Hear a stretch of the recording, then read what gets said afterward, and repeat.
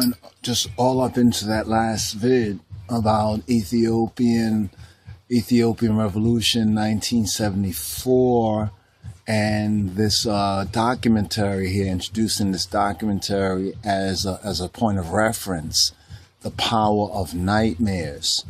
Then I said, I should have brought into the discussion, or as one of the points of reference or the resources that we will be looking to put together the half of the story, to put together a fuller picture of the events of 1974-75. Why is this so important to us? Right? The events of 1974 and 75. Well, it's important to us because of where we're at right now and today in prophecy. Right, as we're at this like half an hour space, is 41 years out from 74 to 75. And then also seeing that a lot of information that was suppressed is more readily available. Like a lot of things that, for example, this book right here, Alliance and Alienation, Ethiopia and Israel in the days of Haile Selassie, right? It's interesting. It's a very, very interesting. In fact, let's just read up a little bit right here. This is a major document that has come out, and some facts that were not known prior to. What was this published? I think. This was published, 2013 or so, fairly lately. We had seen an article that was in a all Ethiopian, like kind of a political paper, a political magazine. Not very widely circulated. Some of the brothers and sisters, no doubt, know that we scanned the article and we put it up on Rastafari Groundation. We actually put that up on Rastafari Groundation, so you can find it there on Ethiopia and Israel. So RastafariGroundation.com, the Ethiopian Israel article was all that we were really exposed to, and that was the level or the limit of information, that was put out. And even that itself, this is like the old style was when you had to, well, not the old style, we still have to do it today. You have to kind of read between the lines, as it were. But that was a very important article that Haggai Ehrlich had put in this all Ethiopian political paper, where different authors, political thinkers and different ones involved, are putting forth their ideas on different subject matters, right? That concerns the Ethiopians, at home and abroad, and that concerns their respective community, right? But in that particular magazine, there was this article by Haggai Ehrlich, and we had talked about it a few years ago. Some of you all maybe no doubt will recall we had brought it up, and we went into a vid or two or so where we were speaking about some of the items that were in there, and putting together some Vianney perspectives to that. And just sharing that with the community, because the intel is very, very important to get informed, even before getting all involved. Who's who, right? Who's who in this so-called earthly zoo? Who's who? Well, we know who the Lion of the tribe of Judah is, right? Well, so now who is everyone else, right? So in practice, they had faith with the Israelis, and they entrusted them with nearly everything, it is said in this particular write-up right here, primarily the training of armed forces, intelligence, security. From the Israeli point of view, Ethiopia was part of what David Ben-Gurion envisioned in 1958 as a periphery alliance, which was supposed to comprise Turkey, Iran, Ethiopia, and Israel, and counter the momentum of revolutionary pan-Arabism. Now, did you get that right there? Did you get that? Now, someone say, "Oh, working with Israel," and see, you don't know who you'll be. We know who we be, the Royal Order of the Ethiopian Hebrews. So this alliance is very interesting that was going on. So the first part of the relationship was the part of the relationship that we call the alliance part of the relationship, right? But it's also a revelation here as well. So we're talking about like the 1950s. 58, the Periphery Alliance that was supposed to comprise Turkey, Iran, who are in the news, Persia, biblically speaking, Turkey, Hittite, Constantinople, Asia Minor, that's Turkey, with the 7 churches. In Revelation, we have the 7 churches in Asia, and that Asia is not speaking about China or Japan, it's not speaking about China or Japan in that sense. The Far East is actually speaking about Turkey, right? Turkey, Constantinople, very, very important, historically, and also prophecy as well. Turkey, right? So we have Turkey, Iran, Ethiopia. All right. This almost reminds me of, the scripture, that's Psalm 87, right? But there's also Psalm 83 as well. Just make a note of it. So we have this Periphery Alliance to comprise Turkey, Iran, Ethiopia, and Israel, and to counter, the purpose of this was to counter the revolutionary pan-Arabism. Now, the previous vid where we introduced into the record here and this reasoning, right, and this talking point here, or these talking points concerning what occurred 41 years ago, about a half an hour space. See, in the half an hour space is like silence. There was a lot of silence on these issues, even though a lot was circulated in news and a lot of rumors and a lot of propaganda. A lot of it was basically is false. But more of the truth is now coming out. So those bits and pieces that were true, we're able to put it together with other parts of the story, parts of the narrative. So when we had shared this right here, right, concerning from this site right here, Ethio-Muslims Media, right, we came across this particular picture and we said, oh, that was back during the so-called protest that led up to the creeping coup, with the pseudo-revolution in Ethiopia in 1974-75. Then we saw the footer right there where it says Ethiopian Muslims struggle started in 1974 and continued until today. Well, I hope it has stopped now, but this was posted March 16th, 2015 by one Ethio 2012. Now, we was looking at this, and as we showed you right here, if you look in the center, you look right over here, you see this right here where it says Ethiopia is not a Christian a Christian island. We too are Ethiopians. It says we too are Ethiopians. Now, how do you take that? What is this individual, what these people are trying to say? Are they trying to say that they're not being treated as Ethiopians? No. What they're doing is that somebody put a power pack, right, in these Ethio-Muslims back, these Ethiopian Mohammedans back.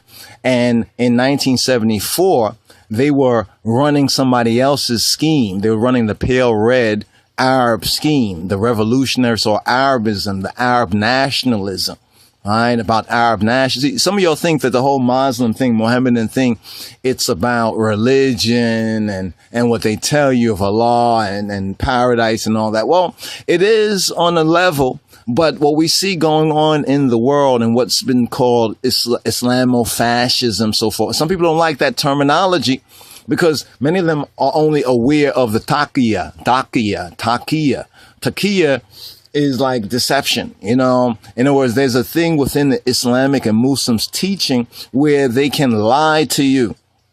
Basically, and this is in their writings and the hadith and elsewhere where they can lie to you or they can misrepresent.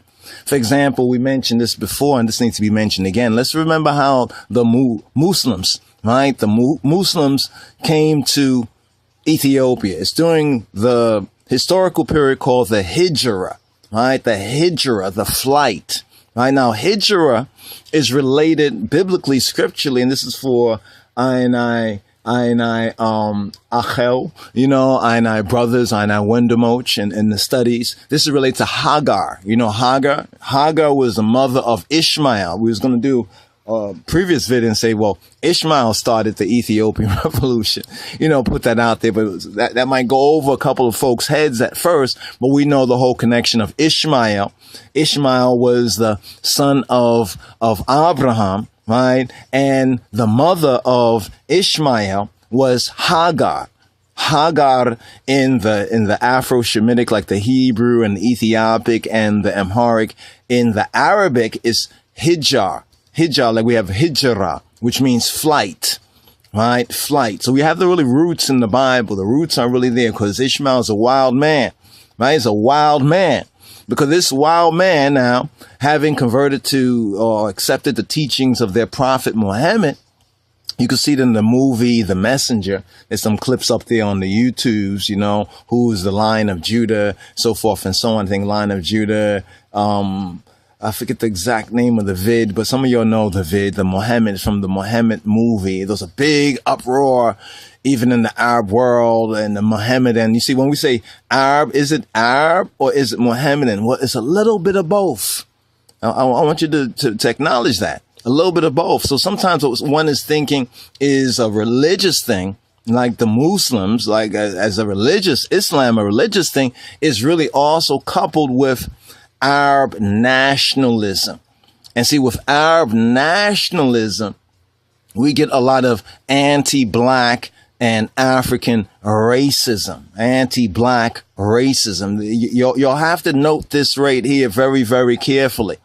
Right now, these who were on the front line in 74 were following the false propaganda and were putting forward the false propaganda that was linked with the whole Arab nationalism, right? And that which this right here, power of nightmares, right? We talk about this right here, power of nightmares bring out, right? And this guy right here, who was the founder of that, Sayyid Qutb, right? Sayyid Qutb. This documentary, 3-part documentary, brings out more on it. This is him right here.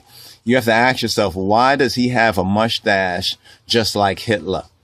What's up with that? I mean, how many people really do that, right? And even those Ethiopian boys, right, who tried a thing in 61, one of them, the Nawai brothers, they also had this. You have to ask yourself about this. Charlie Chaplin mustache or Adolf Hitler mustache? Which one is it?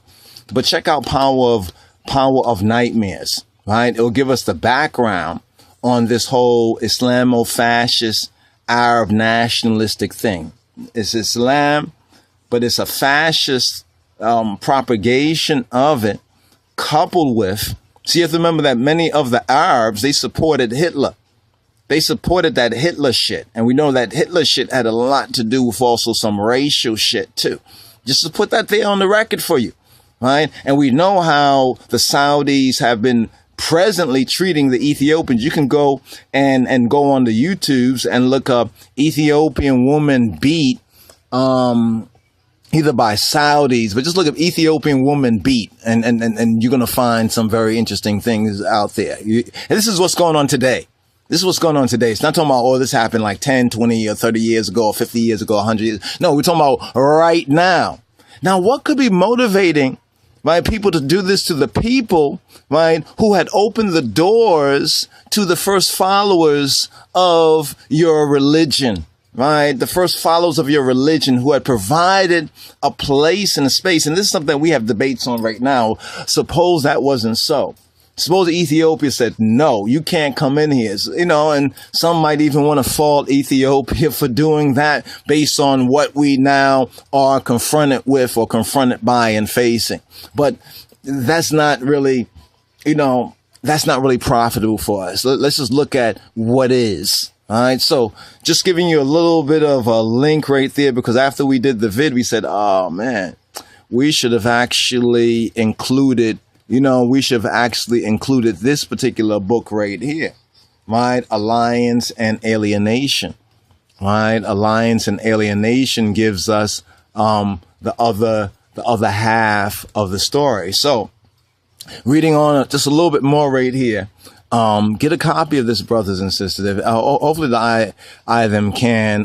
Looking at the prices of it right here, it seems a little bit steep, but hopefully if you search around, you'll be able to find, a good price on a copy of it, right? So it says that, to counter the momentum of revolutionary pan-Arabism, right? Because a lot of what's called today Islamic began off as Arab nationalism, the so-called pale red, right? Or the peckerwood Arab. That's what it really is, rising up, right? A treaty with Haile Selassie's Ethiopia could ensure Israel's free navigation in the Red Sea. See, this is when Ethiopia wasn't landlocked as it is today.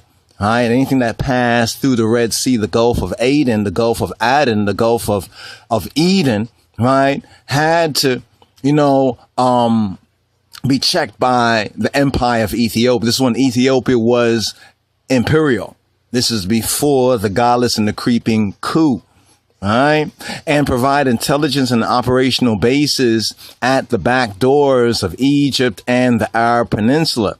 It also carried the promise of strengthening Israeli diplomatic and economic interests in emancipating Africa and enhancing its legitimacy in the family of nations. At that time, Ethiopia was important enough for Israel to avoid, they say, caring meaningfully for the country's Jews. Because now they're trying to say, well, this is the reason why at that time, Israel did not make a big thing about the Jews. There wasn't a problem as people try to make there be a problem. There was issues, but that's a related issue. Let's kind of put that on the talking points too.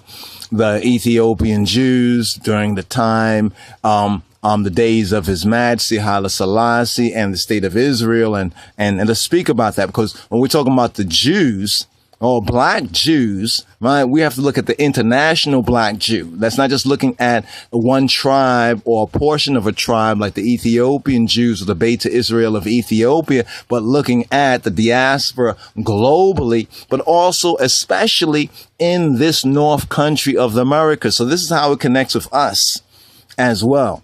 The Royal Order of the Ethiopian Hebrews, the Commandment Keepers from the 1919, 1920s, so forth and so on. That relationship, because that's also part of who we be. You know what I'm saying? When we speak of the Royal Order of the Ethiopian Hebrews, Rabbi Wentworth Arthur Matthews, that link with I and I. Right. And then we can see how the broken branches from 70 AD, 1970 AD, where the Hebrew alphabet boys come along. Right. The ISUPK, IUIC, GMS, GOCC, and all the rest of them. Right. So let's, while this is interesting here. Not to go through all of this right here, right now. We would like to just maybe a little bit more. Is she? Right. So they said that the treaty would do that at the time. OK, it says in trying to deepen this strategic connection, Israel invested more in Ethiopia than she ever invested in any other country. All right. OK, so be it. Right. Than any other country. It said this book follows these relations as they developed along the modern history of the Middle East and Africa, and as they were influenced by ancient Christian, Islamic, and Judaic legacies. It should really be ancient Jewish or Judaic, Christian, and Islamic. It should be in that kind of order. I think, we're sticklers for these things, but it's important. Because that first root is that Judaic root in Ethiopia. Then we have the Christian root. And then after that, does Islam come in? But here's like Christian Islam and it puts Judaism or the true black Judaism of ancient Tobia, Ethiopia to the back. And I think that is what His Majesty was fighting for, right? The Lion of the tribe of Judah, right? And that's going to be the key factor. Right. That's going to be the key factor in overcoming all of this ish, all of this confronting these things that we are facing, right? But let's go on a little bit more about this particular book we are up to right here. It attempts to reconstruct complex relations between the two states and explain why they ended in the expulsion of the Israelis from Ethiopia in one of their most painful hours. For Israel, this split became a side story of the trauma of the 1973 Yom Kippur War, and it has remained a bad memory in the context of our relations with Africa in general and Ethiopia in particular. For Haile Selassie, we're over here, for Haile Selassie's regime, the expulsion of the Israelis turned quickly into one of the reasons for its dramatic 1974 collapse and for the rise of Mengistu's dictatorship out of all other options. So what does that tell you? That almost makes it seem to say that are they trying to say that they had a hand in this? There's one of the speculations out there, so let's put that on the table as well. But an excellent, original, fascinating, well-documented study written by an internationally reputed and leading historian. No other book examines so clearly and in depth the emperor's duality and complex policy towards Israel and the Islamic world. The book analyzes also the political and strategic interests of Israel and Ethiopia that drove her to embark on a wide range of activities in this leading African country. Ambassador Dr. Aryeh Oded, Senior Research Fellow on African Studies, Hebrew University, says this: a state of historical connectedness has existed between the people of Israel and Ethiopia since biblical times. Yes, and they were black Israelis or Israelites too. Let's just put that out, because sometimes they try to sidestep that main issue. Right. However, the political relationship between the two governments has been more than ambivalent, especially after the Second World War. The erudite historian Dr. Haggai Ehrlich has given us a brilliantly researched, well-documented and stimulating book in which this intricate liaison and the overall political scenario in Emperor Haile Selassie's Ethiopia is most commendably described. And let's see who said Lige Asfa Wilson. Okay, Asar. Okay, I don't know if that's that one. Aserate. Maybe he got his inspiration. Right? Maybe he got his inspiration to write his book. Right? Because he wrote also a book about the King of Kings and such things. So anyway, this was one of the reasons why we sought to at least touch on this as well and connect this with the whole Ethiopia coup, revolution, Muslims, Ethiopian Muslims. See, a lot of Ethiopian Muslims, I don't know whether they're willingly forgetful, because what we're dealing with the Ethiopian Muslims are basically Ethiopians who are Muslims. All right. But because the Vatican of Islam is Saudi, right? It's like Saudi Arabia for them. You have to understand what I'm seeking to say right here. That influence, right? That's what we said about put the battery in their back and sent them off on basically a suicide mission, right? It's a suicide mission because the struggle is still going on to this very day. And part of the reason that more things have not jumped off is that people kind of forget history and who did what and what happened that got us here. But as those things come to light again, then of course there's some confrontation and no doubt there will be certain, there's already strife going on in that region of the world. I don't know if you know, after Obama's a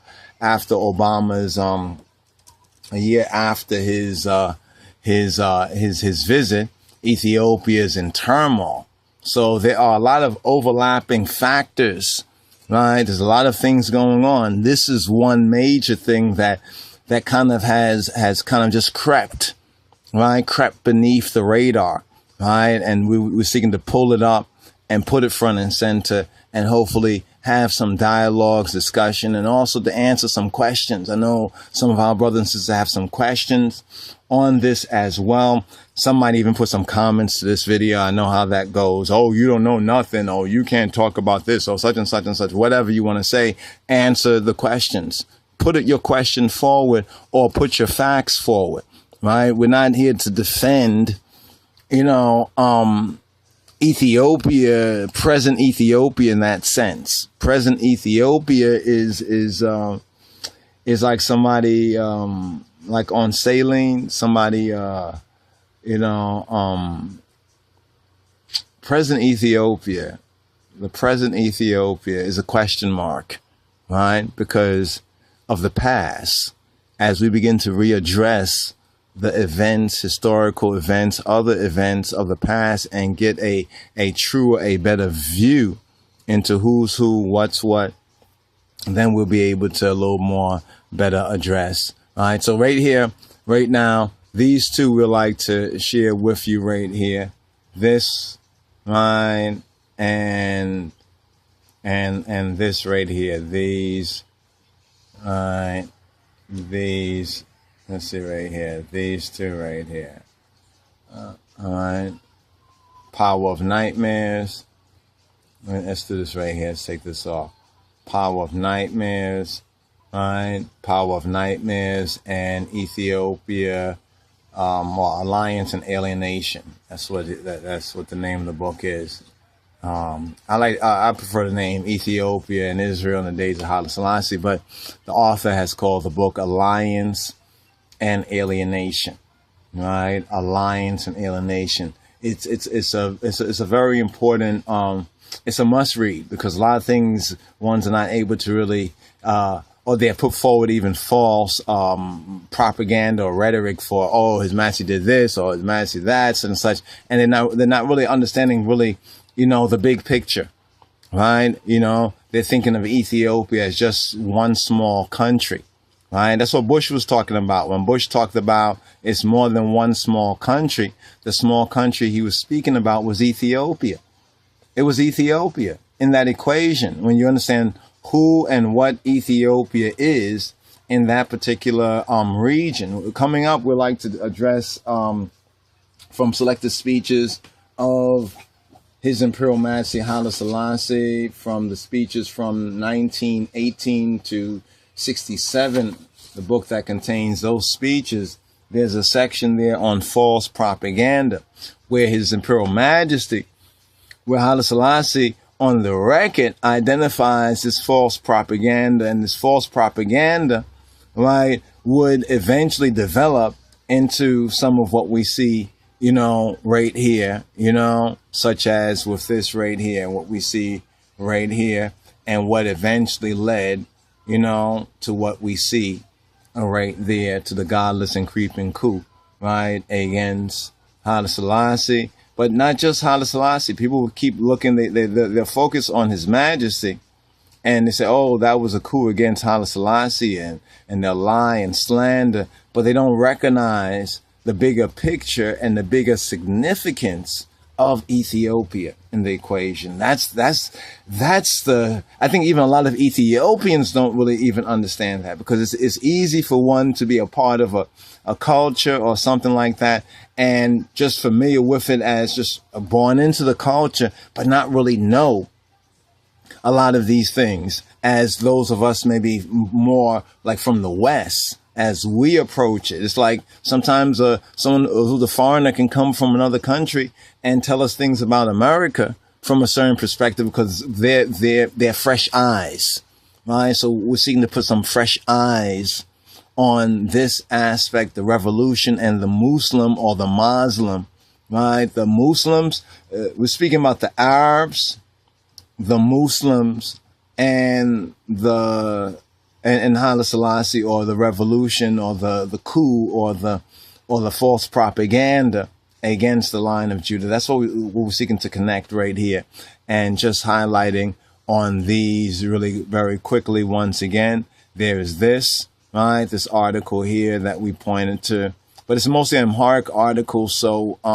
it was mainly the picture for us when we saw this picture, you know, where this protester here saying Ethiopia is not a Christian island. We too are Ethiopians. So it was an antichrist revolution. The revolution was strictly antichrist. But check this out. When the Mohammedans first came in, they were not, quote, Ethiopians.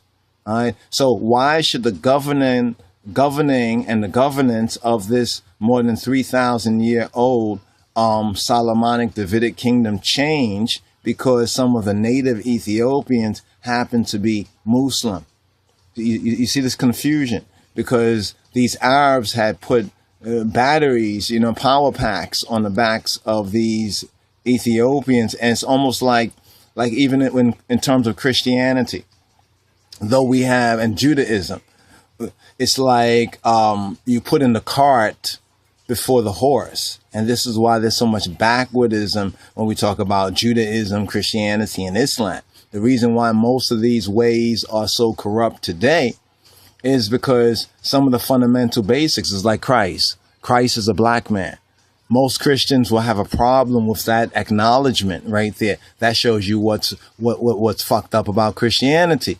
Judaism, right? The Jews were black and the Jews are black. But see, a lot of people don't want to accept that because of the way things are in the modern world, right? And therefore, that is also a reason why Judaism, right, is fucked up, and the whole Israeli shit is fucked up.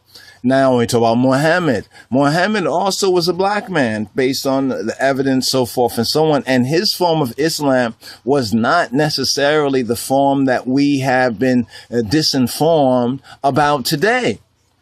And thus, once again, that's why Islamism and all that is all fucked up too, right? And we see white people or million-less people who are running these things, and they have twisted up the whole thing. Like with Christianity, Christianity has been twisted up outside of its, you know, when we say Christianity, the way of the Messiah, Yeshua, you know, has been so twisted up, right? So even these Ethiopians right here are confused, right? You know, a lot of them will defend it on a pseudo-religious level, but what they really are defending is Arabism and Arab nationalism. That's what they were protesting for. They were protesting for Arab nationalism. Now, His Majesty already saw these sort of threats. I mean, if you know Ethiopia history, right, you know, a lot of people talk, oh, the Muslims came into Ethiopia back at that time in the 7th century, so forth and so on. Yeah, but between the 7th century and today is like, 13, 14, almost 1,400 years or so? A lot has gone on since then. You see what I'm saying? So we can go to the beginning of the relationship, but we need to study and see how has the relationship progressed, right? You know, how has the relationship progressed, you know, and what are those, you know, after the honeymoon was over, so to speak. All right. So this is a book also, this one right here, Power of Nightmares, as well as this right here, you know, must check out. You know, right there as well. I would actually probably recommend checking this one out maybe first, because I think you should be able to access it on the YouTubes. I think we also have the video available as well, you know, within our doc, you know, our doc vids as well for educational purposes. All right. Shalom, Habarim, Shalom.